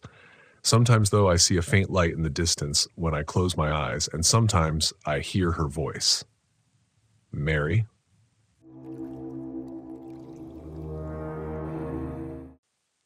My name is Brian Gibson, and I'm 45 years old. This happened in late October during a weekend camping trip to Falling Waters State Park in Florida. I was there with my wife, Linda, our 10-year-old daughter, Sarah, and our 7-year-old son, Joey. What started as an ordinary family trip turned into something I'll never forget, though sometimes I wish I could. We had planned the trip as a way to disconnect from screens and reconnect as a family. I wanted to teach my kids a bit about survival skills, maybe show them how to start a fire or identify edible plants. Linda was on board, even though she had her reservations about the old RV I insisted on driving. It had its quirks, flickering lights and an engine that sometimes took a few tries to start, but I was confident it would get us through. When we arrived at Falling Waters State Park, the sun was just beginning to set. The golden light filtered through the tall pine trees, and the sound of distant birdsong filled the air. The kids were already squabbling over who got which bunk bed in the RV, and Linda sighed as she unpacked a cooler full of sandwiches and snacks. "This is going to be good for us," I said, giving her a reassuring smile. "Fresh air, family bonding, it's what we need." She nodded, but her eyes lingered on the dense woods surrounding our campsite. "Sure, as long as nothing breaks down." That evening, we gathered around a small fire I built. Joey poked at the flames with a stick, while Sarah sat off to the side, scribbling in a notebook she'd brought along for stories. She had a vivid imagination, always making up tales about fairies and witches. Linda read a book, her face illuminated by the warm glow of the firelight. "What are you writing about, kiddo?" I asked Sarah. She looked up and smiled. "A friend I met today." My heart sank for a moment, thinking she might have wandered off and spoken to a stranger. "What friend?" "Ellie," she said matter-of-factly. "She lives by the waterfall." I exchanged a glance with Linda. "You didn't go off alone, did you?" Sarah shook her head. "No, I didn't meet her in person. She just started talking to me when we got here." Linda frowned. "Honey, it's okay to have an imaginary friend, but don't scare your dad like that." Sarah's expression darkened. "She's not imaginary." I didn't push it. Kids have wild imaginations, and I figured it was just part of her storytelling hobby. The first truly strange thing happened later that night. I was outside stoking the fire one last time before bed when I heard it. Faint laughter coming from the woods. It wasn't close, but it wasn't far either. I stood still, straining to hear over the crackle of the fire. "Kids," I called. But they were already inside the RV with Linda. The laughter faded, and I told myself it was probably another camper. Still, it put me on edge. The next morning, Linda complained about a cold draft in the RV. "It's like someone left the door open," she said, pulling her cardigan tighter. I checked the door and windows. Everything was locked up tight. We spent the day hiking to the park's main attraction, the waterfall. Sarah was unusually quiet, lagging behind and glancing over her shoulder as if expecting someone to appear. Joey, on the other hand, was full of energy, running ahead and shouting, "Come on, slowpokes!" The trail led us to the waterfall, a beautiful cascade of water tumbling into a deep sinkhole. As we admired the view, Sarah tugged on my sleeve. "Ellie says this is where it happened," she whispered. "Where what happened?" I asked, my voice low. Sarah didn't answer. She just stared at the water. That night, the strangeness grew worse. I woke up around 2 a.m. to the sound of faint knocking on the RV door. My first thought was that it was Joey playing a prank, but when I checked, both kids were asleep in their bunks. The knocking came again, this time from the back of the RV. I grabbed a flashlight and stepped outside, my breath fogging in the cold night air. There were no footprints, no sign of anyone around, except for a single pair of child-sized muddy prints leading toward the woods. The next morning, Sarah seemed withdrawn, and Joey complained about bad dreams. Linda pulled me aside. "Something's not right here, Brian," she said. "The kids aren't acting like themselves." I didn't want to admit it, but I felt it too, a heaviness in the air, a sense that we weren't alone. By the third day, things reached a breaking point. Sarah began talking to Ellie out loud, carrying on conversations as if the girl were standing right beside her. When Linda tried to intervene, Sarah shouted, "You're scaring her. She doesn't like it when you yell." That night, I woke to the sound of the RV door creaking open. Sarah was gone. Panic surged through me as I grabbed a flashlight and followed her tiny footprints into the woods. I found her standing by the waterfall, her arms outstretched as if reaching for something. A faint figure stood in front of her, a young girl, soaking wet, her hair hanging in tangled strands over her pale face. "Sarah!" I shouted. The figure turned toward me, and I froze. Her eyes were hollow black pits, and her mouth twisted into a scream that echoed through the woods. Linda arrived moments later, clutching Joey's hand. Together, we pulled Sarah away from the water. The ghost didn't follow, but her presence lingered, oppressive and cold. Back in the RV, we tried to make sense of what was happening. Sarah, still dazed, murmured, "She's so lonely. She just wants someone to stay with her." I remembered the muddy footprints, the laughter, the feeling of being watched. "She's dangerous," I said. "We need to leave, now." But the RV wouldn't start. The lights flickered and the air grew colder. A loud bang came from the roof, followed by the sound of scraping metal. Linda clutched my arm. "What does she want?" "She wants Sarah," I said, my voice trembling. Linda suggested offering Ellie something to appease her. Sarah hesitated, then handed over a doll she'd brought along. "Ellie can have this," she said, "so she won't be lonely anymore." We left the doll at the base of the waterfall, whispering a prayer for Ellie to find peace. For a moment, the woods fell silent, and I thought it was over. As we drove away, the RV finally roaring to life, I glanced in the rearview mirror. For a split second, I thought I saw Ellie standing at the edge of the woods, clutching the doll. Then she was gone. The kids were quieter on the ride home, and Linda seemed lost in thought. We didn't talk about what happened, not right away, but every now and then, I catch Sarah staring out the window as if listening to someone I can't hear. And sometimes when the house is quiet at night, I hear faint laughter just beyond the edge of the light.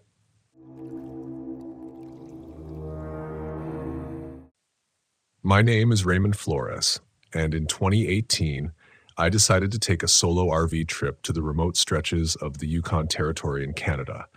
I'd always been drawn to the solitude of the wilderness, a chance to escape the constant buzz of city life. This time, I wanted to clear my head after a tough breakup and maybe find some peace in the quiet expanse of nature. The drive up was long, but beautiful. The dense forests, towering mountains, and winding rivers were a welcome sight. I set up camp near Kluane National Park, an area known for its glaciers and rugged terrain, but not overcrowded with tourists. The spot was perfect, a clearing surrounded by tall pines with a clear view of the distant snow-capped peaks. After settling in, I decided to explore the nearby trails. The fresh air filled my lungs as I hiked through the forest, the only sounds being the crunch of leaves underfoot and the occasional bird call. I came across a small stream with crystal clear water and stopped to rest. Sitting there, I felt a rare sense of tranquility. On my way back to the RV, I noticed something odd, a rusted hunting trap lying just off the path. It seemed old but recently disturbed. I didn't think much of it, chalking it up to leftover equipment from hunters or trappers. That evening, I built a campfire and cooked a simple meal. As darkness settled, the forest became eerily quiet. The stars were brilliant overhead, and I found myself lost in their glow, until the crack of a branch snapped me back to reality. Probably just wildlife, I told myself. The next morning, I decided to venture farther out. I packed a day's worth of supplies and headed north. The trail became less defined, and the signs of human passage faded. Around midday, I stumbled upon an old, dilapidated cabin. It looked abandoned, with moss-covered logs and a roof caving in on one side. Curiosity got the better of me, and I approached. The door hung loosely on its hinges. Inside, the cabin was sparse, just a broken table and a few scattered tools. Then I saw the walls. They were covered in newspaper clippings and photographs. Stepping closer, I realized the clippings were about missing persons, all from different parts of Canada and Alaska. An uneasy feeling crept over me. The photographs were of people, campers, hikers, even locals, all looking happy and unaware. Some had red X's marked across them. I felt like an intruder in someone else's twisted world. I decided it was time to head back. As I turned to leave, something caught my eye. A notebook on the floor, partially hidden under debris. I picked it up and flipped through the pages. It was a journal filled with meticulous notes about tracking movements, habits, and patterns of various people. The dates matched the times when some of the individuals had gone missing. A sense of urgency overtook me. I needed to get out of there and inform the authorities. Clutching the notebook, I exited the cabin and started back toward my RV. The forest seemed different now, darker, more confining. Every sound was amplified. I quickened my pace, but the feeling of being watched grew stronger. Then I heard it, a distant whistle, the kind someone would use to signal. I glanced back but saw nothing. Picking up speed, I moved as quickly as the terrain would allow. Suddenly, a figure stepped onto the path ahead of me. He was tall and rugged, with unkempt hair and a beard that looked like it hadn't been trimmed in years. He wore a tattered coat and carried a hunting rifle slung over his shoulder. "Lost?" he asked in a rough voice. "Just heading back to my camp," I replied, trying to sound casual while my heart pounded in my chest. "Not many folks come this way," he said, eyeing me up and down. His gaze settled on the notebook in my hand, and I noticed his eyes narrow. "Found this back there," I said, trying to keep my voice steady. "Figured it might belong to someone." He took a step closer. "That so? Mind if I take a look?" "Actually, I'm in a bit of a hurry," I said, starting to move past him. He blocked my path. "It's not safe out here alone." "I'll manage," I replied, attempting to sidestep him. Without warning, he grabbed my arm with a grip like a vice. "I insist." Adrenaline surged through me. I wrenched my arm free and broke into a run. Behind me, I heard him curse and give chase. The forest blurred as I dodged trees and jumped over roots. The heavy footsteps behind me were getting closer. A shot rang out, splintering a tree trunk to my right. Panic threatened to overtake me, but I forced myself to focus. Up ahead, I spotted a ravine with a fallen log bridging it. I sprinted toward it, hoping to put some distance between us. I scrambled across the log, the drop below steep and unforgiving. Halfway across, another shot echoed, and the log shuddered. I didn't look back. Reaching the other side, I continued running. My lungs burned and every muscle screamed, but I couldn't stop. The forest began to thin, and I recognized a landmark, a peculiar rock formation I'd noted earlier. Relief washed over me. The RV was less than a mile away. Bursting into the clearing, I dashed toward my vehicle, fumbling with the keys. I heard footsteps emerging from the forest's edge. I managed to unlock the door and threw myself inside, slamming it shut just as the man reached the clearing. He stood there, a sinister smile creeping across his face. Instead of approaching, he simply watched as I started the engine. As I sped away, I glanced in the rearview mirror. He was still standing there, motionless. I drove straight to the nearest town, several hours away. At the local police station, I handed over the notebook and recounted everything. The officers exchanged glances, and one of them sighed. "You're not the first to report something like this," he said. Over the next few days, an investigation was launched. They found the cabin but reported that it was empty. No clippings, no photographs, nothing. It was as if someone had cleared it out. Frustrated, I insisted on the evidence I'd seen. The notebook was the only tangible proof, and it was filled with disturbing observations. The authorities took it seriously enough to keep the case open. Back home, I couldn't shake what had happened. I started digging into missing persons reports in the Yukon and neighboring regions. Patterns began to emerge. Disappearances that happened annually, always around the same area. I learned that the man I encountered was likely Elias Kincaid, a former wilderness guide who went off the grid years ago after being suspected in several vanishings. He was never charged due to a lack of evidence. It became clear that Elias was hunting people, using the vast wilderness as his cover. His motivation seemed rooted in a twisted desire for dominance and control, viewing the wilderness as his domain to enforce as he saw fit. I shared my findings with the authorities, but without concrete evidence of his current activities, their hands were tied. It was a bitter pill to swallow. Months later, news broke of a hiker who had gone missing in the same area. A search party found remains and signs of foul play. This time, with increased pressure, the authorities conducted a more thorough search and eventually apprehended Elias in a remote part of the forest. In the end, Elias Kincaid was charged with multiple counts related to kidnapping and murder.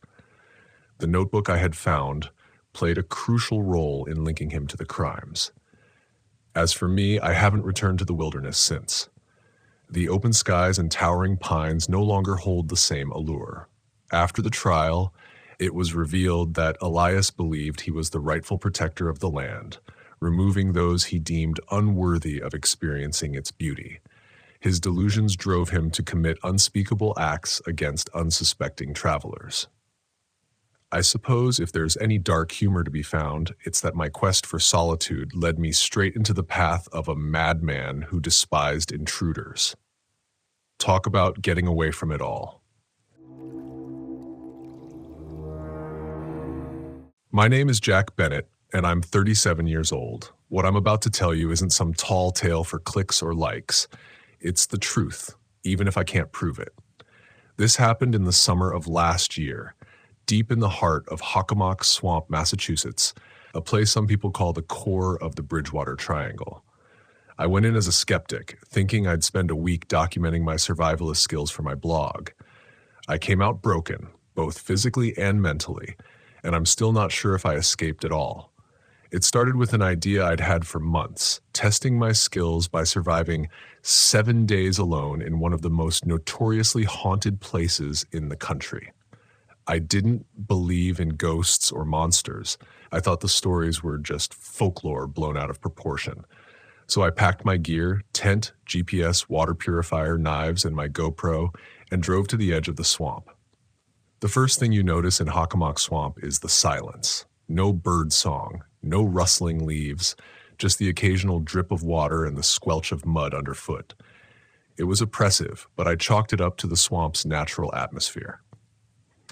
By late afternoon, I found a clearing to set up camp. As I hammered stakes into the soggy ground, I felt it. The sensation of being watched. I glanced over my shoulder several times, but there was nothing but dense trees and mist. "Get a grip," I muttered, shaking off the unease. That night, I built a small fire and recorded my first blog entry. I talked about the swamp's history, how the Wampanoag people believed it was a place of great spiritual power, and how locals whispered about strange lights and creatures. As I spoke, the words felt heavier than I expected, like they carried a weight I didn't understand. I fell asleep to the crackling of the fire. When I woke up, the fire was out, and something felt off. As I stepped outside the tent, I froze. Bare footprints surrounded my campsite. They were human-like but too large, with long, claw-like toes. Maybe a prank, I whispered, though the words felt hollow. Who would trek this far into the swamp just to mess with me? And why wouldn't I have heard them? I brushed it off, deciding to explore further into the swamp. My GPS flickered in and out, forcing me to rely on a map.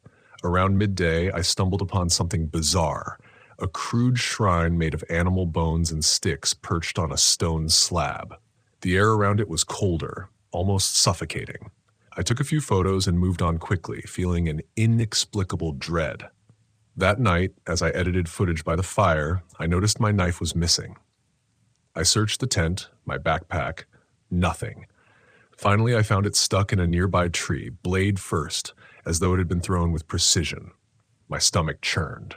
I didn't sleep well. On the third day, my water purifier broke. I cursed under my breath, knowing I'd have to boil water from now on, which would cost me precious time and energy. The swamp seemed to mock me, its stillness amplified by my rising frustration. That night, the whispers began. At first, I thought it was the wind, but as I lay in my tent, the sounds became distinct, my name spoken softly over and over. Jack, Jack, help me. It sounded like my ex-girlfriend's voice, fragile and pleading. My rational mind told me it was a trick of isolation, a manifestation of guilt. But when I unzipped the tent and stepped outside, the whispers moved, retreating into the darkness. I didn't follow. On the fourth day, I stumbled upon the shrine again, or at least I thought it was the same one. This time, the bones were arranged differently, and symbols were carved into the trees around it. What the hell, I muttered, taking a step back. That's when I saw it, a figure in the distance, crouched low to the ground. It was humanoid but distorted, its limbs too long, its head cocked at an unnatural angle. It didn't move, just watched me. I don't remember running back to camp, but I must have. By the fifth day, I was a mess.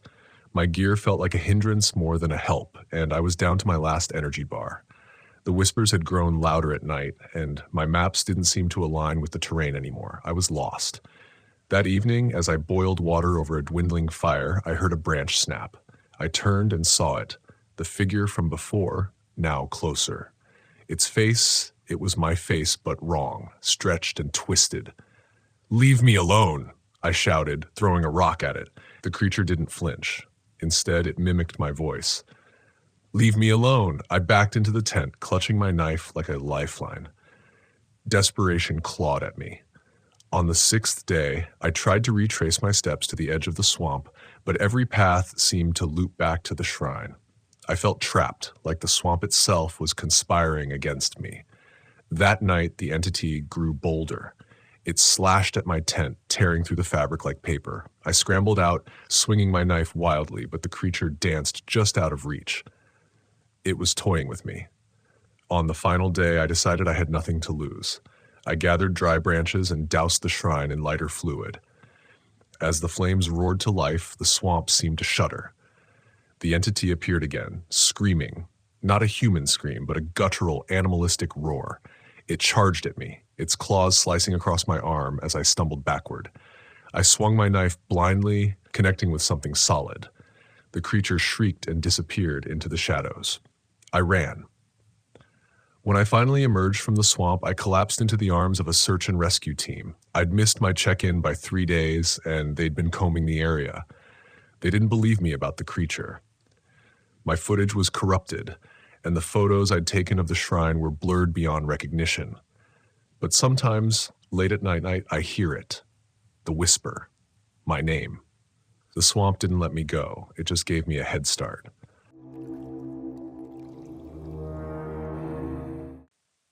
My name is Dennis Sanders. I'm 39 years old, and I've spent the last 15 years chasing stories about nature and folklore, the kind of stories that make people look at their world differently.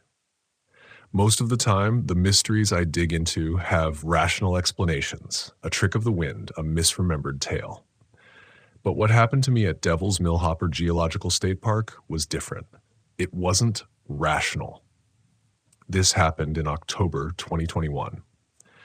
I had driven to Gainesville, Florida to explore the park and camp overnight in my RV. Devil's Millhopper had been on my list for a while, thanks to the local legends swirling around its sinkhole, whispers of cursed settlers, strange disappearances, and echoes that didn't belong. It sounded like the perfect mix of history and mystery for my blog. I arrived late in the afternoon. The park was quiet. The off-season meant fewer tourists, which was fine by me. The air was humid, the kind that clings to your skin and makes everything feel a little heavier. I parked the RV in the lot closest to the sinkhole trail and set out to explore. The sinkhole itself was breathtaking, a massive crater carved into the earth and overgrown with lush greenery. Trails snaked down its sides with wooden steps descending into the shadows. From the edge, I could hear water trickling far below, and every sound, birds, leaves rustling, even my own breathing, seemed amplified by the acoustics of the crater. I started down the steps, my camera in hand, pausing to take pictures of the layered limestone walls and hanging vines. The farther I went, the cooler the air became, and the light grew dimmer. About halfway down, I stopped. I heard something, a voice. Abby. It was faint, almost like the whisper of a breeze, but it was clear enough to make me freeze. Hello? I called out, my voice echoing strangely. No response, just the sound of water below and the occasional rustle of leaves. I shook it off. Acoustics, I told myself. Sound bounces in weird ways here. Still, I couldn't shake the unease that crept over me. Back at the RV, I started to notice small, annoying problems. The lights flickered when I turned them on, my GPS cut out briefly, and my phone couldn't seem to hold a charge. It wasn't anything I couldn't manage, but combined with the odd vibe of the park, it put me on edge. I made dinner, sat down to write some notes, and tried to distract myself. But as the sun dipped below the trees and the shadows deepened, that feeling of being watched settled over me. Around 9 p.m., I heard the first knock, 3 sharp raps on the side of the RV. I froze, my fork halfway to my mouth. Hello? I called out, sliding the curtain back to peer outside. Nothing. The empty parking lot stretched out under the pale glow of a nearby street lamp. A few minutes later, it happened again. This time, the knocks were softer, almost tentative, as if someone or something was testing me. I grabbed my flashlight and stepped outside. The air was heavy with the smell of damp earth, and the night was unnervingly silent. I circled the RV, shining the beam of light into every corner, but there was no one there. As I climbed back inside, I noticed something on the window. A small handprint smeared in the condensation. A child's handprint. The knocks didn't return, but the night was restless. I dreamed of water, of being pulled under by something I couldn't see. When I woke, the handprint was gone, though I hadn't touched it. Determined to shake off the fear, I headed back to the sinkhole. The morning light made it feel less oppressive, and I reminded myself why I was here, to find a story, not scare myself out of one. I started down the steps again, but this time I wasn't alone. A figure stood near the bottom, staring into the water below. "Good morning," I called out, my voice echoing. The figure turned, revealing a man in his 50s or 60s. He was dressed in old-fashioned clothing, his hat tilted low over his eyes. "You shouldn't be here," he said, his voice gravely. I frowned. "It's a public park. I'm just exploring." He didn't respond, just turned back toward the water. "Why shouldn't I be here?" I pressed. "The echoes don't lie," he said. Then he walked away, disappearing into the woods at the base of the sinkhole. I spent the rest of the day trying to make sense of his words. Who was he? A park ranger? A local? His warning gnawed at me, especially when the whispers started again. This time, they were louder, more insistent. "Abby," they called. "Come closer." I stood at the edge of the water, staring at my reflection. For a moment, it looked wrong, distorted, like a face staring back at me from under the surface. I stumbled back, shaking my head. That evening, I went into town to gather more information. The locals were friendly enough, but when I mentioned the sinkhole, they grew quiet. One woman, Martha, leaned in close. "You're not the first to hear things down there," she whispered. "Back in the 1800s, settlers disturbed something they shouldn't have. A burial site, they say. The spirits never left." "Do people still go missing?" I asked. "Not anymore," she said. "People learned to stay away." I didn't. That night, the knocks returned, louder and more insistent. This time they were accompanied by faint crying, a child's voice pleading for help. "Help me," it whimpered. "Please." I grabbed my flashlight and opened the door. "Who's there?" The crying stopped. Then, from the direction of the sinkhole, I heard it again. Abby. I couldn't ignore it. Something compelled me to follow to find out what was calling me. I grabbed my jacket and headed down the trail, the beam of my flashlight cutting through the darkness. The air grew colder as I descended, and the whispers grew louder. They weren't just calling my name anymore, they were accusing. "You let him die." I froze. "You didn't save him." The memory hit me like a punch to the gut. My brother Sam drowning in the river while I stood frozen on the bank, too afraid to jump in after him. I'd been 15. That guilt had followed me ever since. But how could they know? At the bottom of the sinkhole, the whispers stopped. The silence was deafening, pressing in on all sides. I shone my flashlight around, searching for something. Then I saw it. A figure stood across the water, cloaked in shadow. Its shape shifted as I watched, flickering between forms. A man, a child, something inhuman. Its eyes glowed faintly, and its voice was a distorted echo of my own. "You came," it said, its voice like nails scraping on glass.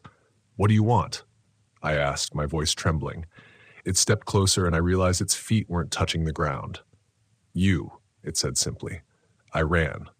The trail twisted before me, the trees closing in like grasping hands. The whispers followed, growing louder and more chaotic, overlapping into an unbearable cacophony. When I finally burst into the parking lot, the RV was dark. The engine sputtered as I tried to start it, but the headlights flickered and died. Then, in the rearview mirror, I saw the handprint. It wasn't alone this time. Dozens of handprints covered the windows, smeared as if clawing to get inside.